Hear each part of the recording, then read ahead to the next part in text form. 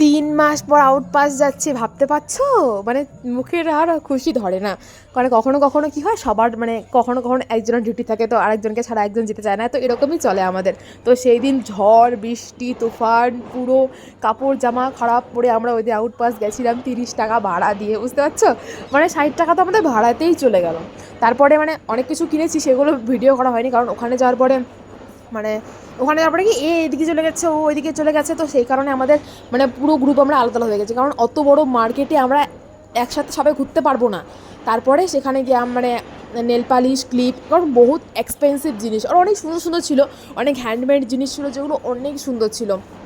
তো প্রথমে আমরা গিয়ে মার্কেটে ঢোকার সাইডেই আমরা এগুলো দেখতে পারি, মানে কলার পাতা, পুরো একদম সুপারি উপারি পান যেগুলো, কিন্তু ওগুলো তো আমাদের দরকার ছিল না। তারপরে আমরা যাই কস্টিউমের দিকে, কাপড় জামা কেনার দিকে যাই। তো সেখানে গিয়ে মানে বেসিক্যালি ওরকম কিছু আমাদের পছন্দ হয়নি, কিন্তু আমরা যেই জিনিসের জন্য গেছিলাম সেই জিনিসটা আমাদের পছন্দই হয়নি। তো বেসিক্যালি টুকটাক আমরা যা জিনিস নিয়েছি সেখানে আমাদের প্রায় 1000 টাকার মতো খরচা হয়ে গেছিলো। আসার সময় একটা দিদি বলেছিল ওই জন্য সিনজো নামে এটা একটা একটা খাবার, তো সেটাই আমি নিয়ে আসি আর কি।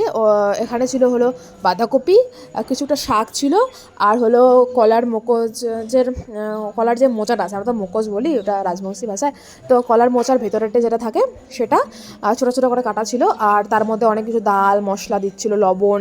তারপরে হলো একটা জিনিস আরেকটা ছিল, সেটা হলো লঙ্কা, মানে শুকনো লঙ্কা, আর ছিল হলো মানে শুকনো মাছ, সেটাকে আচার বানিয়েছিল পেস্ট করে, তো সেটা দিয়ে মানে আসল টেস্ট হলো ওটাতেই। তো এটা নিয়ে মানে আমি খাইনি, উনি নিয়ে যেতে বলেছিল জন্য নিয়ে যাওয়ার জন্যই মানে তাই ভিডিওটা করেছিলাম আমি। তো যাই হোক, আমি দেখবো একদিন ট্রাই করে এটা খেতে কীরকম টেস্ট। তো আজকের ভিডিওটা ছিল এই পর্যন্তই, একটুখানি শুধু অল্প একটু জাস্ট, আমি সবসময় ক্যামেরা নিয়ে ঘুরতে পারি না। তো টাটা গাইস, ফির কিসি দিন মিলেंगे।